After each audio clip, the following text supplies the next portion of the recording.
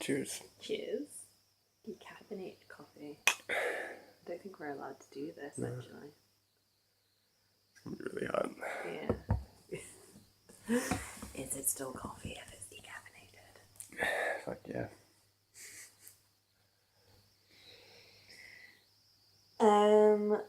I was just rereading the thing I had thought in my mind that I would start our conversation off with today. It's a quote from, or it's a passage from 12 Rules for Life by Jordan Peterson. And I read it and I was like, why did I choose that? Oh, really? But I think I still want to talk about it with you. And I think that I was like really into this whole, it's in Rule 7, which is do what's meaningful, not what's expedient. And I was really into this whole discussion he goes into about Nietzsche and Dostoevsky and their criticisms of Christianity. And that's a very highly intellectual place to begin. And the bit that I want to read or talk about isn't actually to do with that. Okay. It comes at the end of his discussion of them. And I'm not just gonna, I don't know enough about the history of Christianity or Dostoevsky and Nietzsche to understand a huge amount of this in great detail. But,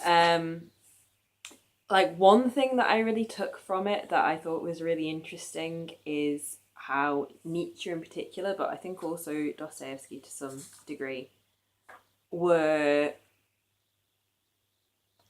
to some extent disappointed or resentful of the fact that modern Christianity seems to really dilute the idea of following the example of Christ.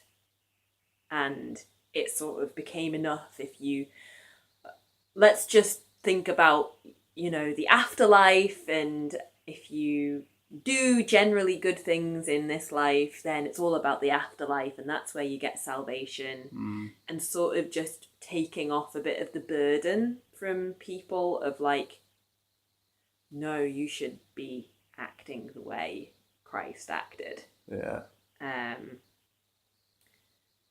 There's a bit here that talks about they'd watered down the idea of the imitation of Christ. This imitation was the sacred duty of the believer, not to adhere or merely to mouth a set of statements about abstract belief, but instead to actually manifest the spirit of the Saviour in the particular specific conditions of his or her life, to realise or incarnate the archetype as Jung had it, to clothe the eternal pattern in flesh.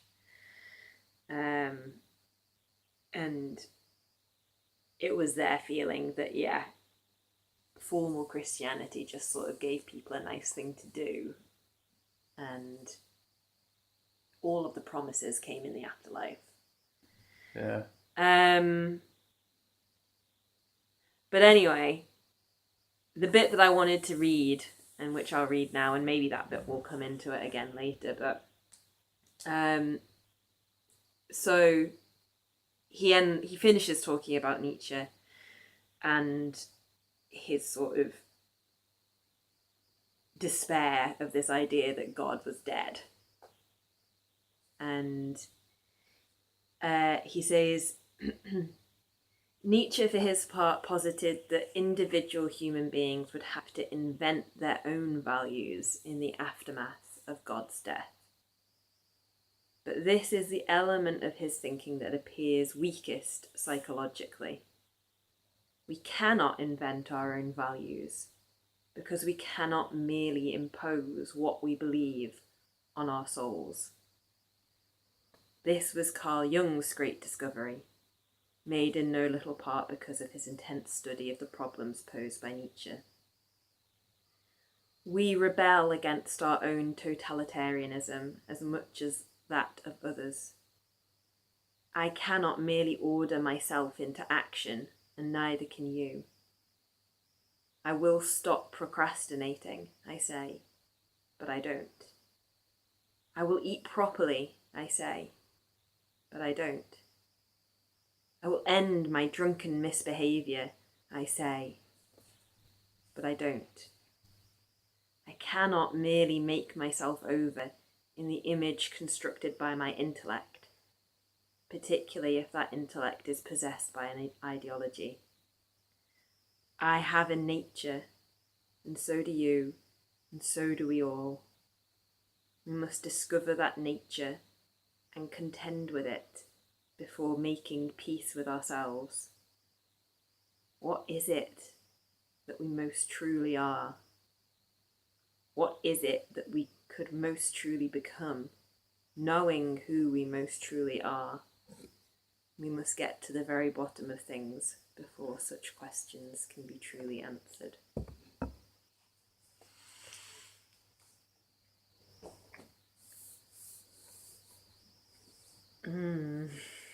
Damn. It's a good one. And just as I was reading it then, I thought, well, this is interesting because we were just talking about values earlier today. So I'd be interested to hear what you think about that thing of, we can't invent our own values. But I think I chose it as well because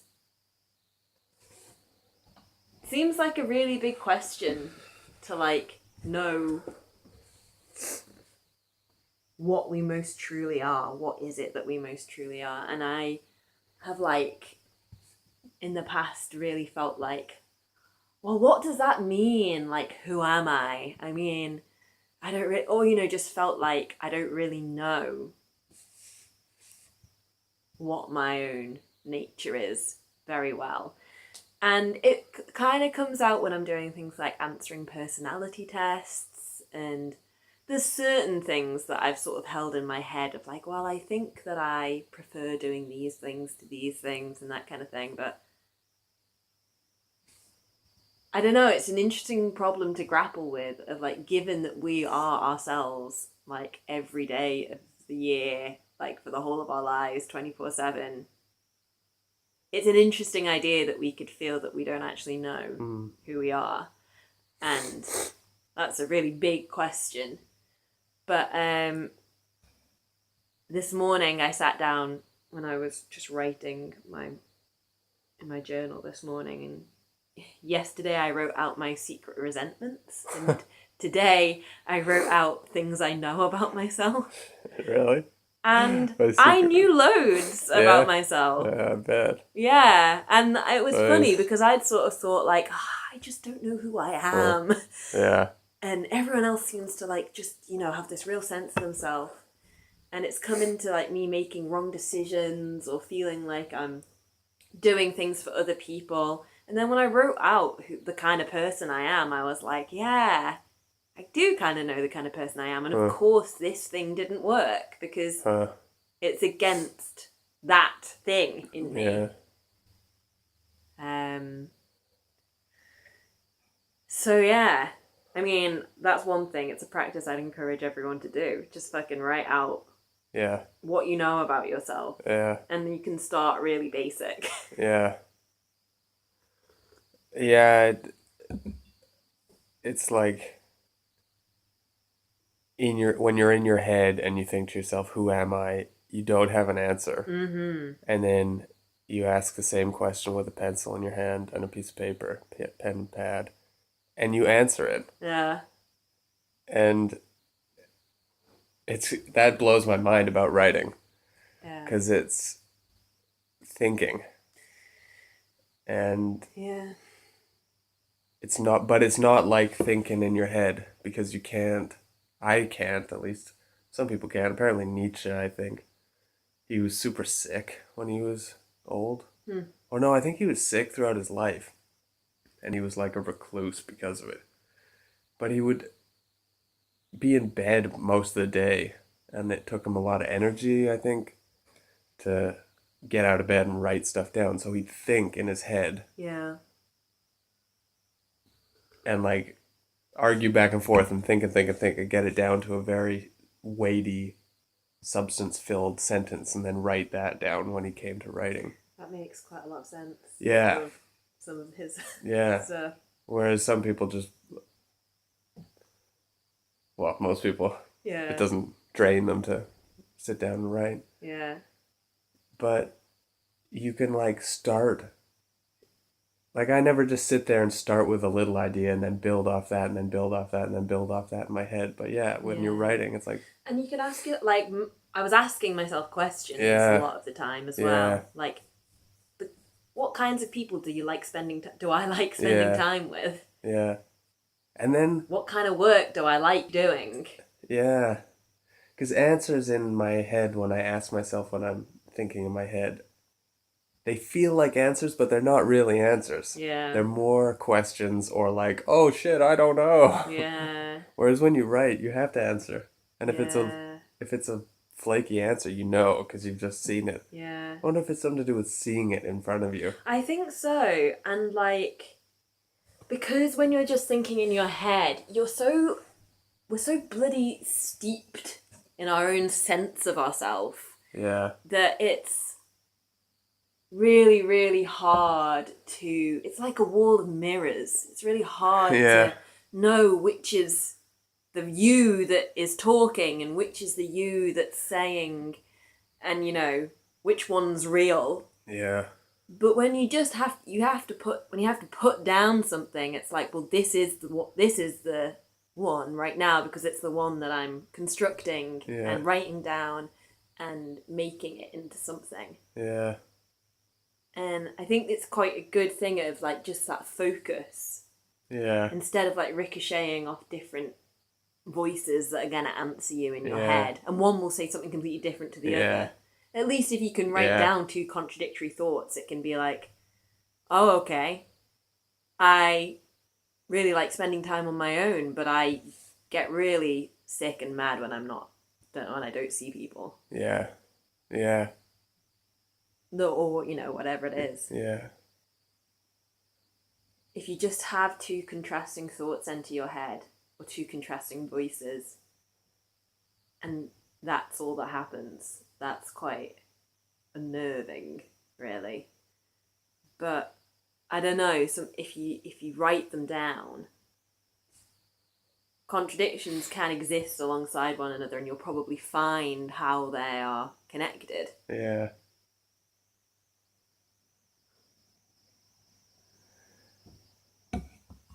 Yeah, and for some reason I think it's easier to pick apart the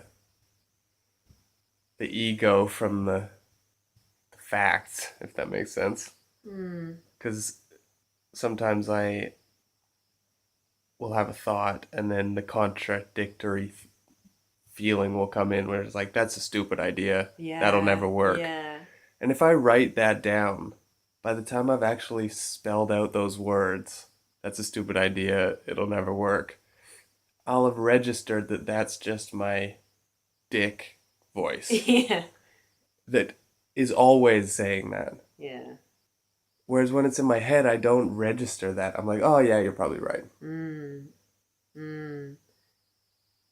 Yeah, because we're listening to that in the same place as we're listening to the voice that's like, ooh, you could do this. Yeah. So it seems like it's the same voice. Yeah. But when you write them down, you're like, hold on, that's not me. Yeah, that's interesting. Well, I think of them as sub-personalities. Yeah. And I think of them as characters, and I think of myself as like a whole bunch of people, in a way. And there's a little person inside me that is always going to say that's a stupid idea. And that's his job. And that's his, like, he's a flat character? Where you've got one. Yeah, you've got one line. You got one line and you'll never change over the course of the plot. Yeah. And, like, that's his job. And occasionally he's fucking right, and I hope I can be like, thanks, buddy, I needed you at that point because I was just about to jump off a bridge. But I also have to reserve the right to be like, no, it's not time for you. No, it's not time for you. No, you're shut up. Just shut up. And but equally like hunger, and there's always a voice in my head that's like, oh, go eat. And that voice is loudest when, well, it's loudest when I'm hungry, but it's loudest when I'm just sitting down to start work. And it's like, have you eaten your 5 portions today? Why don't you go help yourself to a nutritious snack? I'm like, seems like a really good idea at that point, but that voice is always there too, until I shove a fucking sandwich in my face, and then he's finally like, oh, okay, I'll shut up for a second.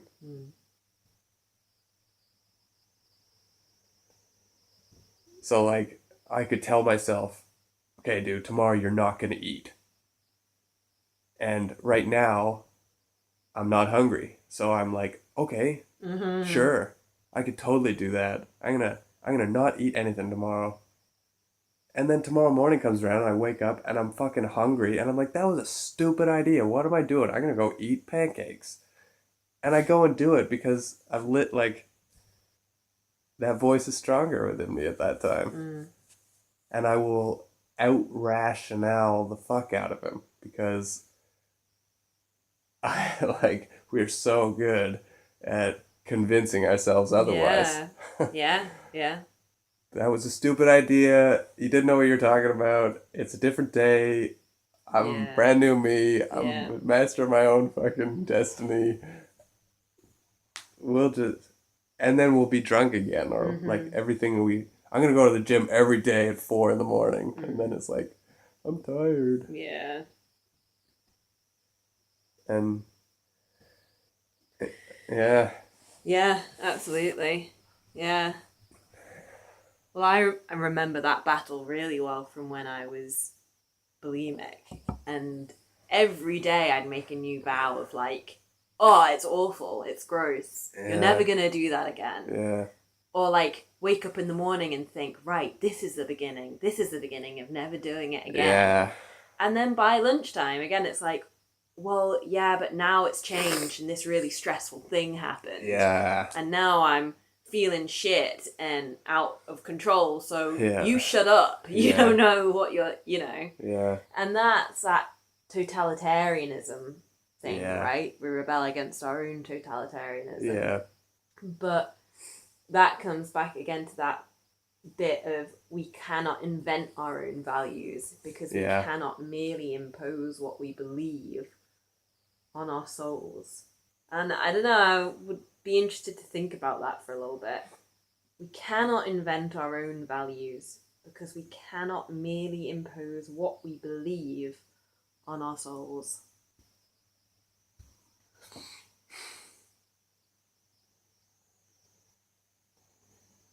And I don't know if it's useful to start it from the place of values. Yeah. And if you try and lay out your values, is it like you're never going to invent any new ones?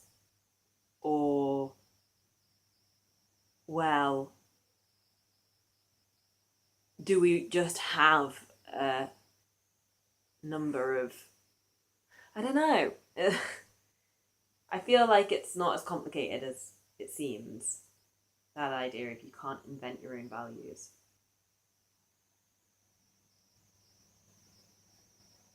We cannot merely impose what we believe on our souls.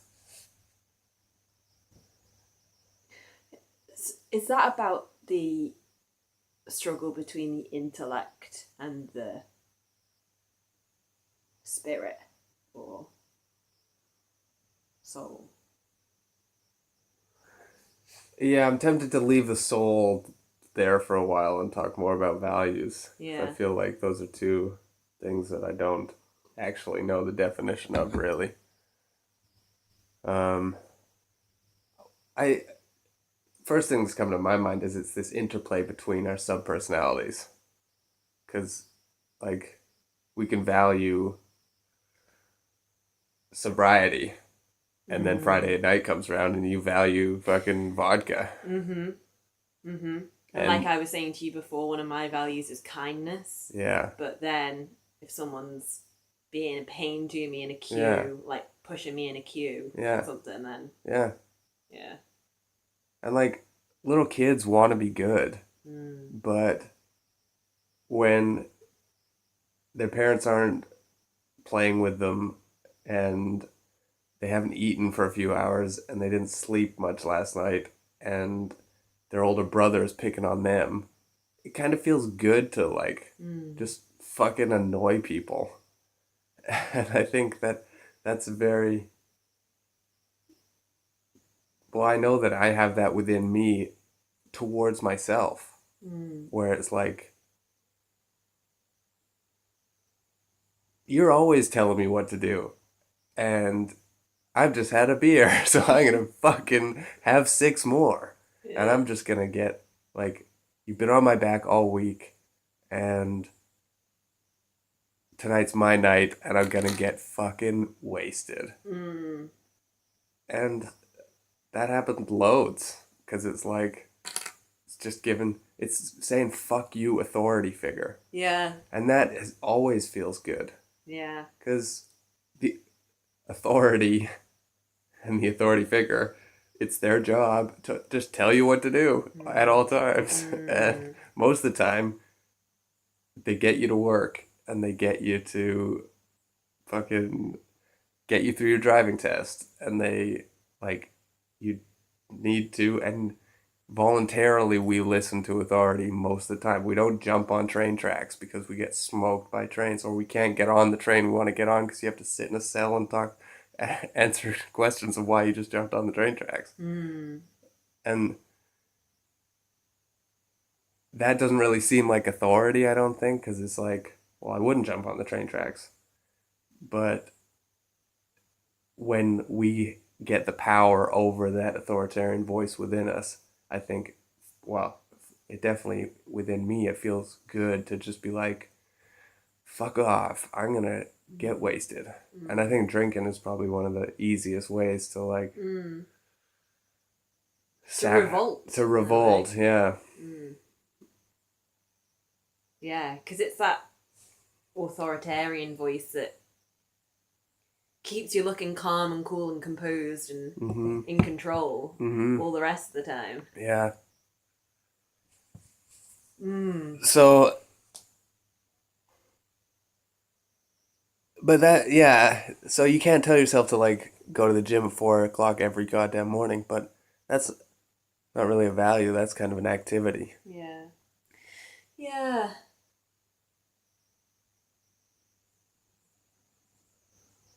It's yeah, and it's making me think now about like the way I've been thinking about work quite recently, where it's like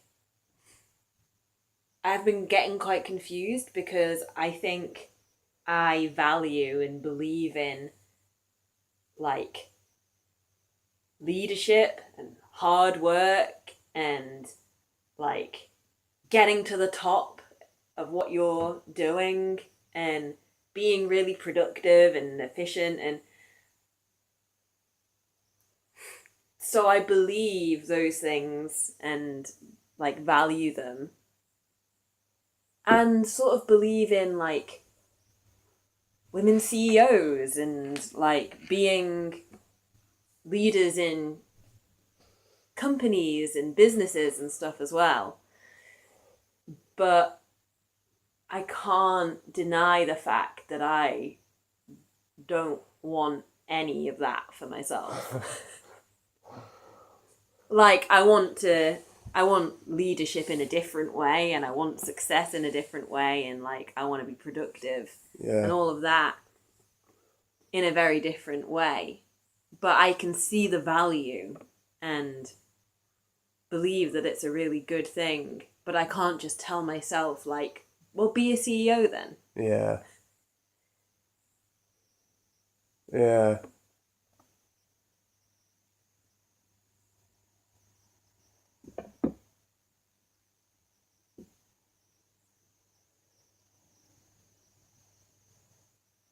Because it's that thing between like what you believe, and I think I'm quite happy with the word soul.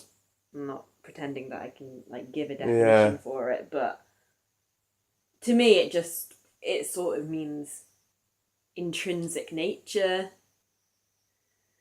most basic form of who you are, Yeah. like deepest felt sense of who you are. Probably like gut or heart Yeah. would be like places I'd identify with it. Yeah.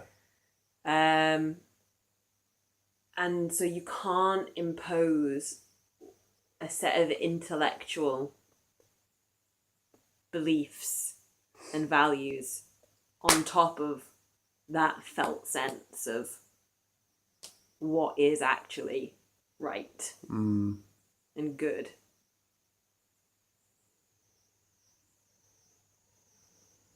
Yeah. Yeah, and I wonder if this is similar because I feel like I've been thinking about this quite a bit recently where you can't tell someone else what to do. And maybe Yeah. this will have Yeah. parallels with telling ourselves because, like, I remember 10 years ago, or maybe not quite 10, but getting up there, going to talk to uh, the man and woman, husband and wife, who were writers in Calgary. And I showed them some of my writing. It must have been after 2009. Um, and I showed them a bunch of my writing, and I was like, this is going to be the best fucking. This is the next on the road. And all I need is people to recognize my genius. And people will be lining up to read this shit. And they read it and they were like, well, like, who's your audience? You don't really seem to have an idea of who your audience, and there's no drive to it, and you should really figure out plot, and, like, who's your audience? Because this is, like, weird writing and boring. And I was just like, oh, you guys are just fucking, you just don't get it. I'm going to carry on doing it because it's the fucking best idea anybody's ever had, and if only people realized what I realized, then. And trundled along my ignorant ass way for years until I figured that shit out for myself. And that's very easy to say, but, like, what's figuring it out for myself? Like, that, I'm sure, was a seed planted deep within me that was like, huh, that's probably useful information. I'm going to store that in drawer 18C. And then I read something 2 years later in a book that was like, huh, that's kind of similar. I'm going to put that in 18D. And slowly, drawer 18, it turns out, filled up until it started overflowing, and I went over to it and was like, huh, this is a great idea. I should figure out who my audience is and, like, figure out what a basic plot is. But it had to come from within, Yeah. and it had to be my great idea before my ego, I think, would acknowledge it as a good idea. But I don't think good. Actually, no, I don't think that. I think it's to understand what it is, what that actually means. You have to come at it as a logical conclusion in your path of understanding. So, fuck the drawer. You're laying building blocks, and you can only get to. I only understood what a plot was after I had laid the path to that being the next logical Yeah. That was the thing next to building think. block that you needed in order to carry on Yeah. going Yeah. forward. Yeah. And if someone's telling you that shit before you're ready, Yeah. you're just going to be like, here's the 1,000 reasons why you're wrong. Yeah. And I wonder if we do the exact same thing with ourselves, Yeah. where it's like, you should go to the gym. well, fuck off. Yeah. And then like 2 years later, you're like, man, why doesn't everybody go to the gym? You feel so good all the time. You have energy. Everyone Yeah. should go to the gym. Why has nobody heard about this gym thing? Yeah. And like cults, right? The newest converts are the loudest um, advocates. And I like when you have a good idea that's a resoundingly good idea. Well, like new born again Christians, they're the batshit crazy ones because they're like, holy shit, why doesn't everybody can't clue into this Christianity thing? And they're like totally on board with all of it. Mm. And the C's and pros are like, okay, it's like just chill. It's a good thing, but don't get too overboard with it. Yeah. And well, that's I don't know about that new convert shit, but like, Mm. There's an analogy that I've heard Buddhist monks use before. Like, I can't remember where I think I first read it in a book. Maybe even the Tao. It might even be the Tao Te Ching. And then I think I heard I heard someone say it as well. And I think that might have been an audiobook that a friend sent me. Anyway, there's an analogy about the master and the student, let's say. And the student, for the student, it's as if they're still wrapped in a cocoon of misunderstanding. Like their understanding of the nature of the world and universe is still restricted and but obstructed. So they're in this cocoon. And the master has the scissors that would be needed to cut through that cocoon and just set the student free. Like he has the knowledge, the objective knowledge and understanding that he could just give to the student. But he would never do that because the understanding only comes by unraveling, like thread by thread, the cocoon yeah, for yourself. huh, So that by the time you come out, you've changed into something different, right? yeah, So ultimate knowledge doesn't work if it's just given, yeah, like as a kind of top down kind of thing. You know, it wouldn't mean anything yeah, to either of us now if some enlightened Buddhist came in and said the meaning of life is yeah. whatever. Well, I think that's why so much of the Zen stuff and the Taoist stuff sounds like oversimplified Yeah. kind of nursery rhymey, where Mm. it's like the lily pads and the moonlight and the wind in the grass and things like that. And you're like, come on, fucking, where's the big long words like neuroscience and shit like that? And but if you're able to say that stuff as a logical conclusion of your next step, Yeah. it's like, holy fuck. Yeah. Like, well, I mean, Leonard Cohen comes to mind because he was able to say these things and he wasn't just a mouthpiece repeating, like that mouthpiece repeating Jesus Christ's Yeah. words. Like, you're Yeah. not just being like, I'm one with the universe, bro. Like some acid head. Though I think if you take acid, you'll probably like do a shortcut to feeling like Jesus. But I don't think shortcuts work. I think they give you a hell of a boost in some ways, but in other ways, I think it probably detracts if you've boosted yourself. But to be able to walk down the path and the next thing, like, I keep saying the next logical step in the path of your thinking, like the next conclusion you draw is the meaning of life is like the wind through the fucking trees or something. It's like, well, you're just so far above most people. Yeah. And I'm just like, wow, that's some simplified bullshit, you know? So, yeah, I mean, I wonder if that's something to do with pearls before swine. Don't cast pearls Mm, before swine, where it's like you are swine at in your life with so many ideas. yeah.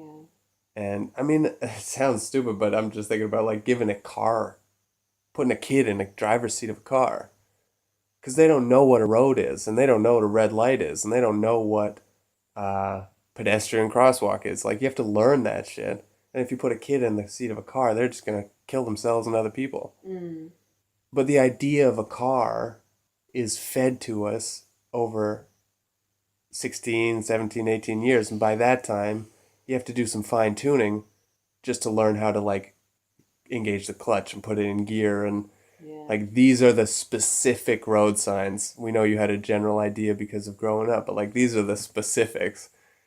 But you're only fine tuning all the things you've learned through walking around a city and not getting hit by a car. And I wonder if it's the same with ideas, where it's like Yeah. you're just gonna kill other people if you're introduced to. I think we were talking about Mein Kampf a couple episodes ago, where it's like Yeah.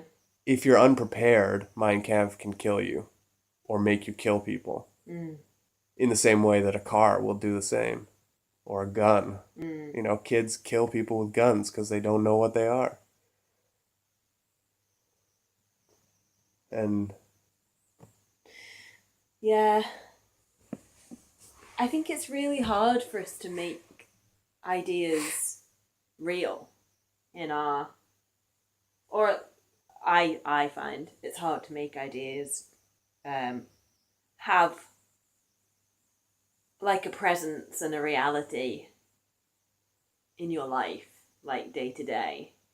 And just when you were talking before about like you know how to walk around a city and you start understanding what the signs and the road markings are and stuff.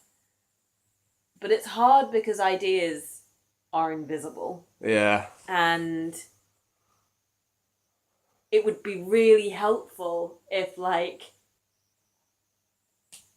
that latest idea you were grappling with, you could just like it would just splash itself up against a wall and yeah, like you'd see an actual little sign or symbol of it, like, and sometimes you do, and I think that's a lot of what synchronicity is, and a lot of what like yeah, that feeling of fate and coincidence and stuff is, yeah, but that's still very tentative a lot of the time yeah, and still very dubious in your own head quite a lot of the time yeah, as well.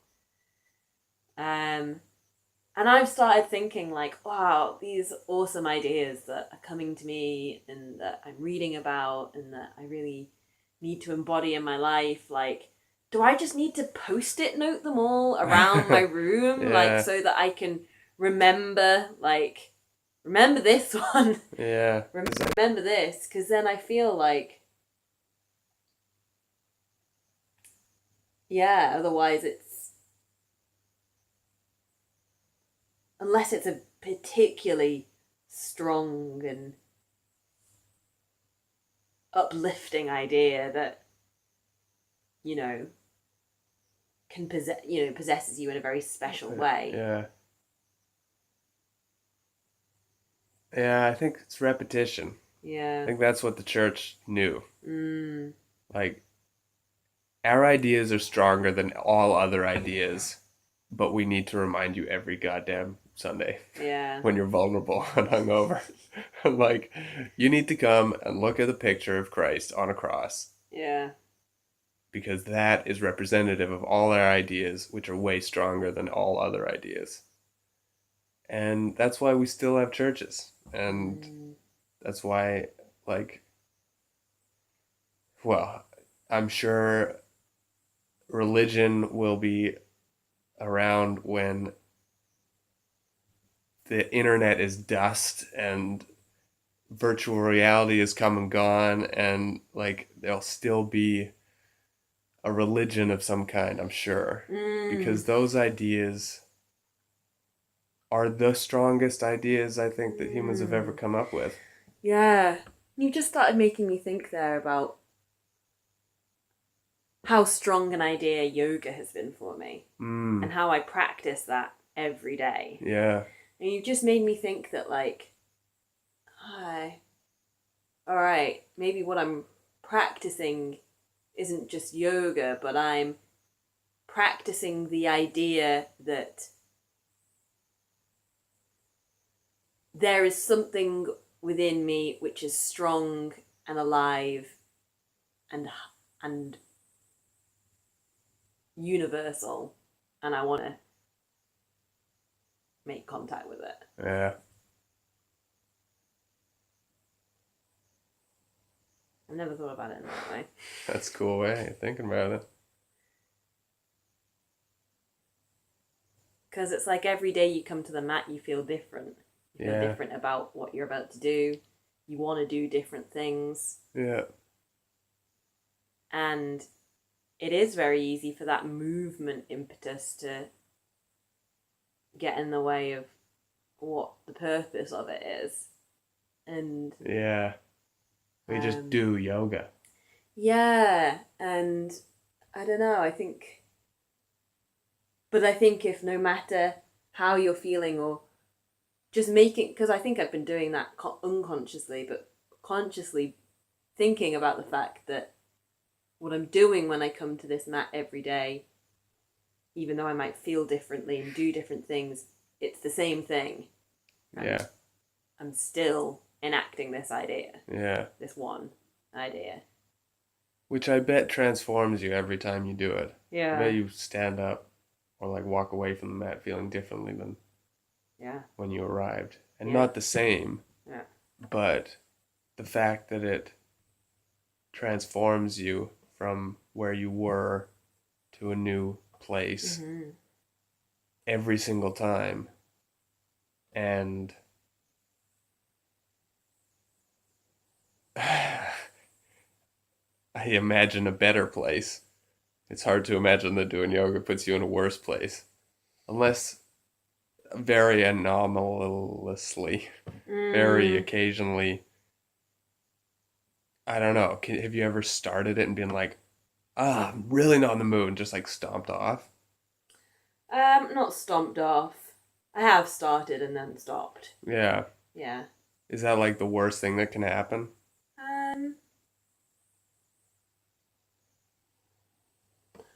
No, I don't think so. I don't think so. I think it feels worse when... Well, it feels worse when you just don't do it at all. It feels... Yeah. The worst is I literally can't bring myself to get onto the mat. Yeah. Or sit, or, you know. Yeah. I'm just going to keep running around. Yeah. Because I was about to say, when if you have like a day and a crappy practice and you're just falling, but even at the end of that, it's like, well, I committed myself to something for an hour. Yeah, I did it. Yeah. Yeah. But I feel like I have on occasion come out of a yoga class or practice feeling worse than I went in. And that just can have a lot to do with like where you're at when you begin it, right? Like if I've just not been able to, if I've just been judging myself the whole time for everything that happens. Yeah. And sometimes as well, like even if I've just entered Shavasana, if the whole practice has been great and then we've laid down to go into Shavasana, and really unpleasant sensations can arise, where like being in your body still and quiet is like awful. And it hasn't happened to me that much, but I do know quite a few friends who've, you know,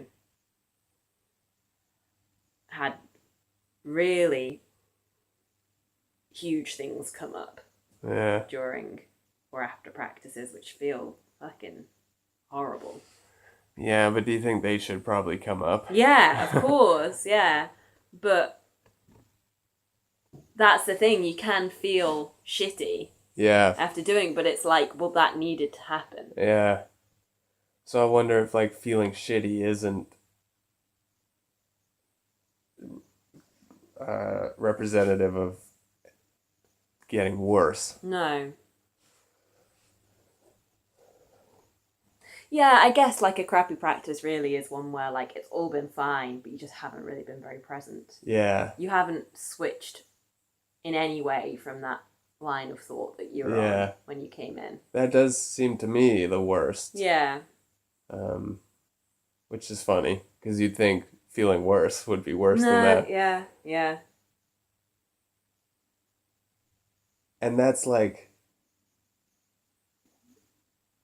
non-engagement. Mm. So you're not actually engaging with the idea. Yeah. So other Yeah. ideas have trumped it for a little while, Mm-hmm. and then you end it and you're like, well, that was a waste of opportunity. Mm-hmm. And that's easy to beat yourself up on Mm. because it's like, well, that was supposed to fix my fucking problems, and now I'm Yeah. still where I am. Yeah. But chances are there's like shit going on at work or very pressing problems Mm. where it's not just day to day, like, oh, what am I doing with my life? But like, I need to make a decision right now, really. Mm. And but yoga is an idea that can kick out and dispel most ideas, I imagine. Yeah. Like even if you're hungry when you go in, I don't imagine when 30 minutes in you're like, oh, I could do with a steak. No. Well, yeah, I mean, it's the strength of the practice and the idea. And I don't think that yoga is the idea. No. I think yoga is a form through which Yeah. to come in contact with another idea. Yeah. And it's obviously a strong one because I could probably count on one or two hands the number of times where that's happened to me. Yeah. I've come out of a class Yeah. and been like, I completely didn't Yeah. change during that. Nothing changed. Yeah. Didn't So feel anything. percentage wise, it's like 0.001%. Yeah. Yeah. But if you just did, well, not but coming back to this idea of repetition, if you just did yoga once in a year, you'd be like, well, yeah, yoga's not that big a deal. Like, I don't do yoga much, and it's another form of exercise for me, and I enjoy that side of it, but it's not particularly active conversation I'm having with myself, and so there's not much of a precedent, I think, when I get onto the mat, and like it's not as big of an idea, I guess, for me. So a lot of other ideas can get in there, and I'm like thinking about I quite enjoy thinking about my writing when I'm doing yoga, because it's like, oh, this is a really good like hour of silence that I can fill with thinking. So, but I bet if I did yoga as much as you, I wouldn't be thinking about writing when I was doing yoga. But for some reason, it hasn't hooked me like you. And I wonder if that's the value. Yeah. And I also think that you can practice yoga and the idea of it not hook you. I think you can practice yoga quite regularly. Yeah. And Yeah. you don't. I don't know. I'm Well, getting into being judgmental. Well, but, you if know, the idea was I want to get really fit, yeah, and yoga twice a week was in my routine, yeah, I could just go to yoga twice a week, just fucking sweat it out. But I still think the strength of it is such that you do feel something different, and you do change in some way. But yeah, it just might never quite break through enough, or it might take a very long time. Like if you went to church because you just sort of thought that you should, someone told you, like, Yeah. I don't know, go to church because you'll meet some new friends. Yeah. And that's all you were going to church for, and you sat through the fucking sermon every single Sunday. Yeah. Just because you wanted to get the tea and cakes at the end. Yeah. Because you like the people. Yeah. Some of those ideas would start to... Totally. I went to church every weekend as a kid, and I don't know what that shit did to me. I'm sure it did lots. Yeah. That I sat there bored out of my skull. Just like it was an amazing way to learn how to kill time.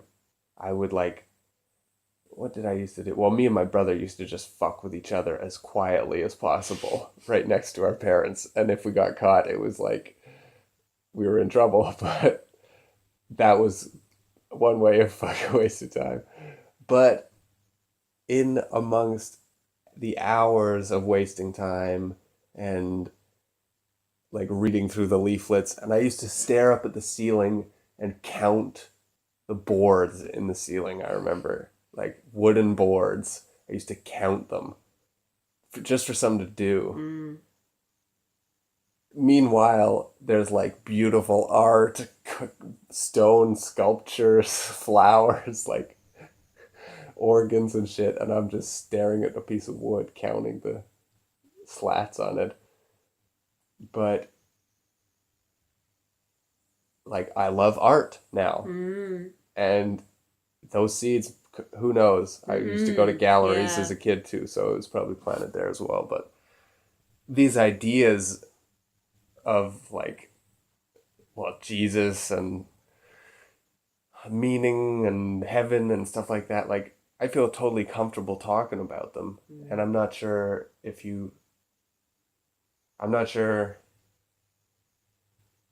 why that is. Yeah. And the fact that I went to church every weekend as a kid is probably part of that. Yeah, definitely.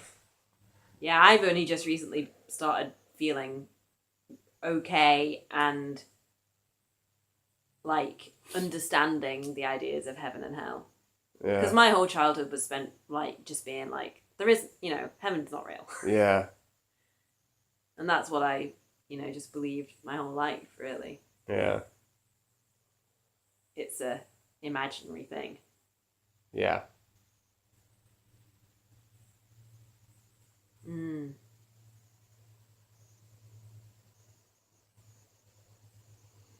Yeah, who knows where those seeds begin? Like, you can't just trace back things that are happening for you now to their original starting that would place. be cool, eh? Yeah.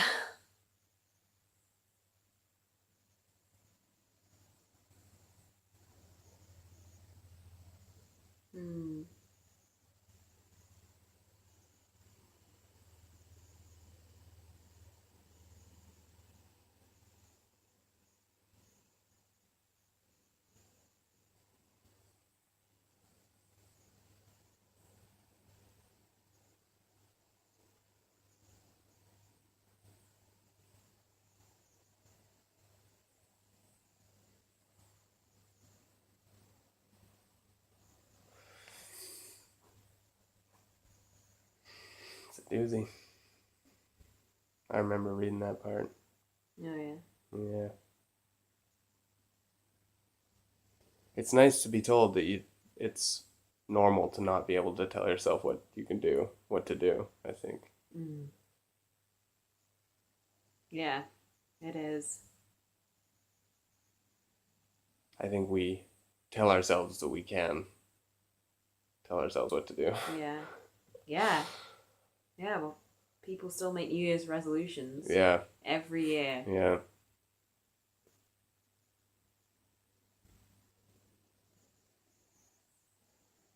Yeah. And it seems like it would be so simple.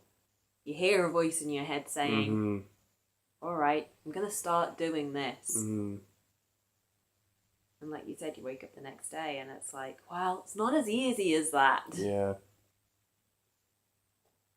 So I wonder if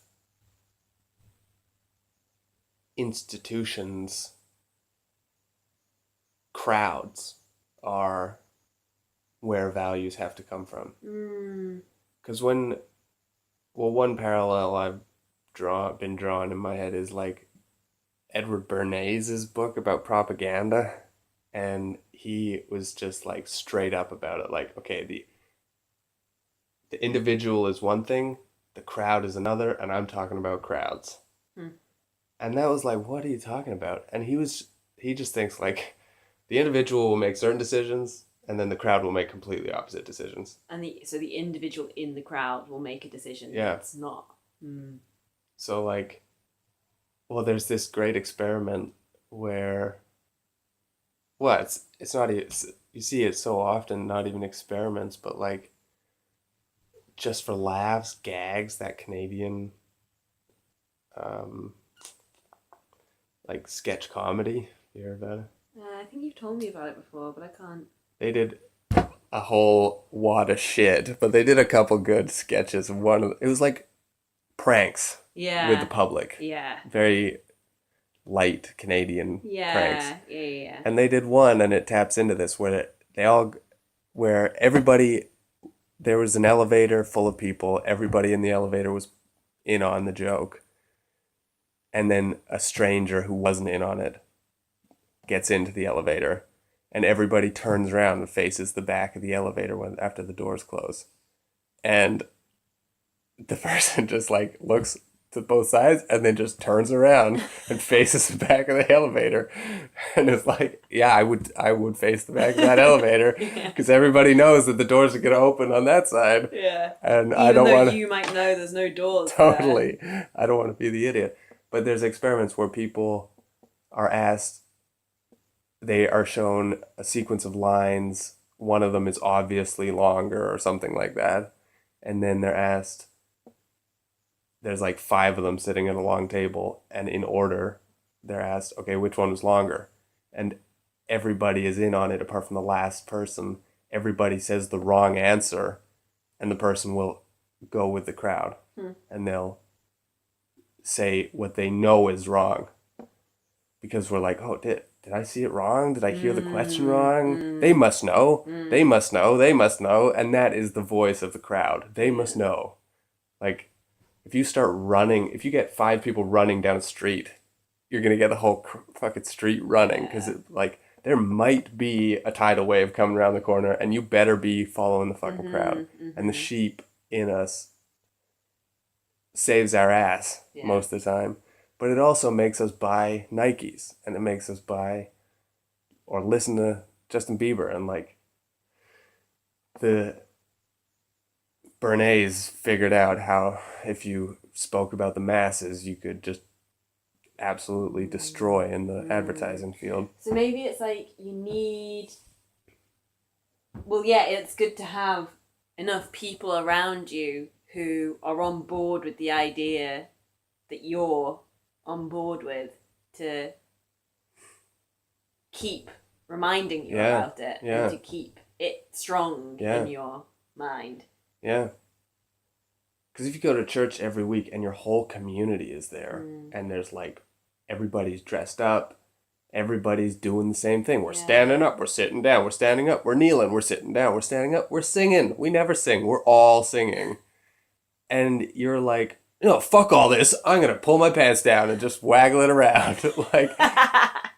like, you're going to be ostracized to fuck. Yeah. But what about for people like us with ideas like this? Yeah. Like, where's the community of people? Yeah.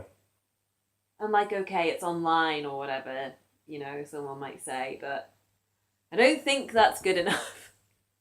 Well, no, I mean, the happy clappy churches are the best ones. Yeah. Everybody's holding hands in a circle, fucking hugging, and like, I went to one in Alberta when I was older, and it was like a fucking 3-hour party, but like the nicest alcohol-free party you could imagine, with kids playing tambourines and like some kid who just learned how to play the drums fucking just absolutely murdering a drum kit. And everyone was like, "You're doing awesome, Connor."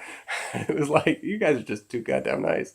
But I went out of there smiling so wide Yeah. because it was like my heart was full. Yeah. And I wanted to shit all over it, but my heart was so goddamn full that I couldn't. And I have never felt that way online. I just want to shit on it harder, I think, online. Yeah.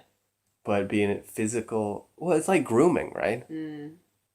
I was reading a book, a really good book about evolution by the guy Dunbar, Human Evolution by Dunbar.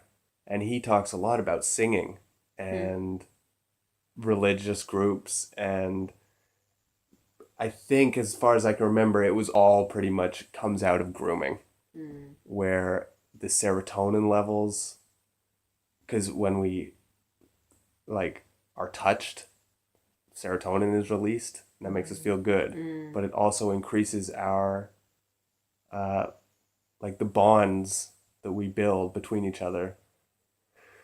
There was a cool experiment where people were asked something like to donate money to a charity before going into a comedy show, and then they went into a comedy show. No, it was something like people were asked to give money, and then one group of people went in individually and watched comedy on TV with no laugh track and no one else in the room, and then asked again to give money, and they didn't really give much more. And then one group went in and watched with a whole group of people, and they were all just fucking laughing their butts off and like slapping each other's backs, and genuine laughter though, I think. I'm probably this is probably all wrong, this experiment, but the idea was like if you laugh with other people, you actually become more generous right afterwards. You feel more generous. And usernames just don't do it. No. Hand clap emojis don't do that. No, because intellectually it does, but the ape within us just wants to get stroked. The experience isn't there. Yeah. But like skin. Yeah, the real sound of those hands clapping and the real sensation of, And the smell of 300 people in a room. Yeah. We don't even notice it. But if you walked into the room, you'd be like, holy shit, you guys are sweating. But like when you're involved in it, you don't notice that shit. But all the pheromones and like our senses must be popping in a church, in like a really lively church halfway through the service. Your heart's probably beating pretty fast, and you're just like this switched on empathy bulb, and then you come out of there and you've changed the chemical makeup of you're a different person. You've come out charged up, full of empathy drugs and pleasure drugs, and like, I'm gonna just go and help out with my neighbor's barbecue, and then I'm gonna fucking re-sign up to that charity I was doing, and then you do all that shit. But it comes through that repetition, and like, I don't know, if we went to a big music gig every week, it would be close to it. But like, maybe that's why the pub is such a good idea, because it's like close. Yeah. And sports. Yeah. But it ain't the same. And in amongst, because like, there's the hand clapping and the guitars playing and the swaying and the hearts pounding and the neighbors are there and you're smiling. And then some dude stands up and says, don't do bad shit or you're going to hell. And it's like, okay. And then, okay, we're back to the tambourines. Thank you very much. Yeah. But he said that, and nobody says that halfway through a hockey game. Yeah.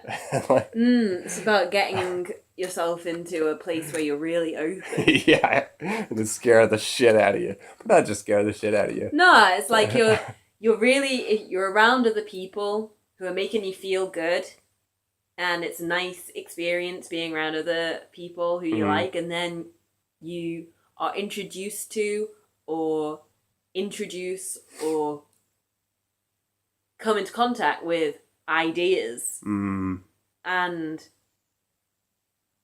they're going to take root much faster.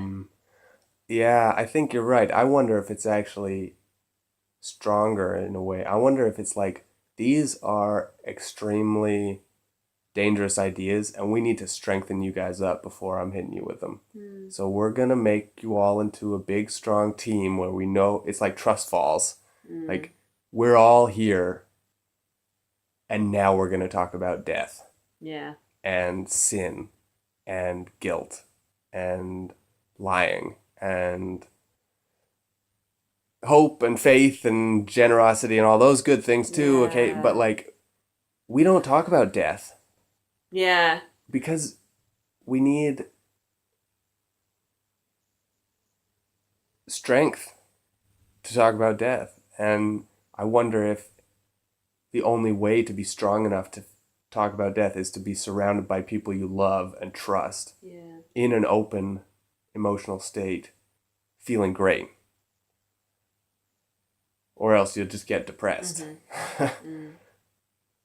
Yeah, and I don't know, I'm just thinking about this book and how Jordan Peterson always keeps saying, you know, put your house in order, put yourself in order before you start trying to criticize things, or before, you know, make sure you're strong before you start thinking about these ideas or, you know, tackling these ideas. And I think that's true. That is a hard thing for an individual to do on their own. And I think that books like this and other books that are full of big, meaty... I guess that's why universities and seminars fucking exist. Yeah. Because, like, I feel like it's awesome reading them on my own and I'm getting so much from them and I write down quotes and stuff, but, like, talking about them with other people... Yeah.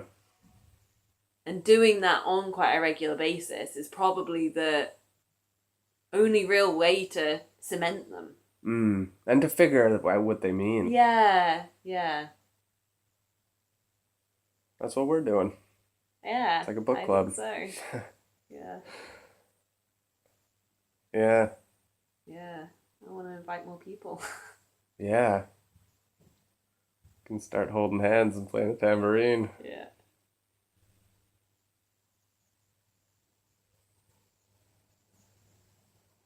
But yeah, I mean, fucking, we are, I feel like, I don't know how, like, how much of an example my life has been of the millennial generation, but it's insular as fuck. My community is online. Apart from, like, close friends and family.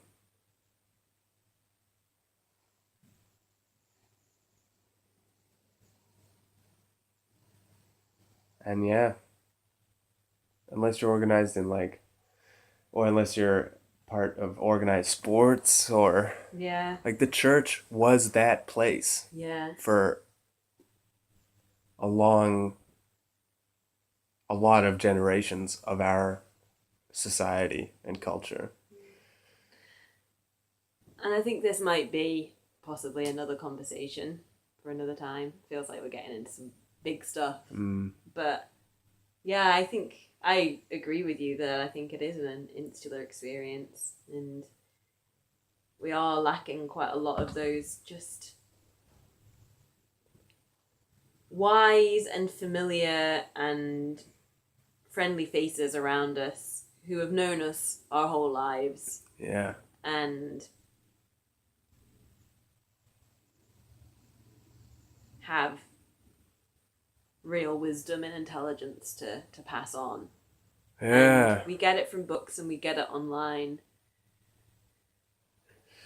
But they don't know us. No. Like, I think there's something to be said for,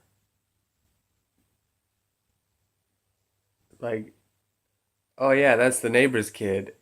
He had a couple rough years back there, but he's turned his life around and he's doing really well now. And I'm still gonna help him clear the drive full of snow, even though he was a real dick to me for like 5 years and he broke into my place or like whatever.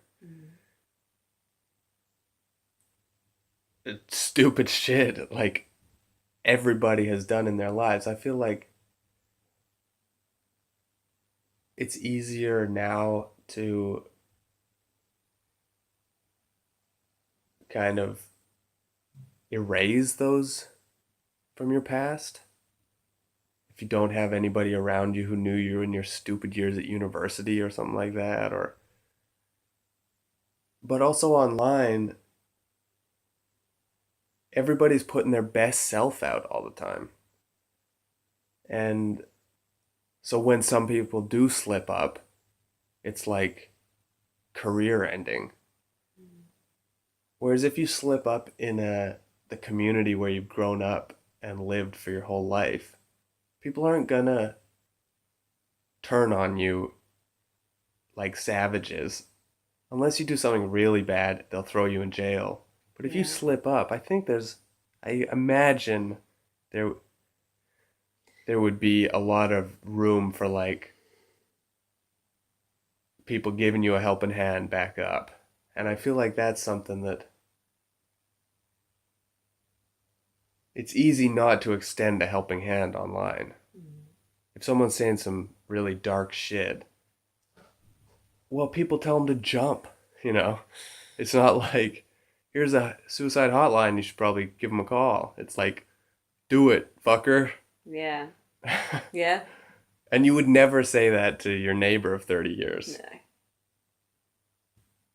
Or even the guy that you'd seen walking around the streets of your town quite Totally. often, even if you've never spoken to Totally. him. Yeah.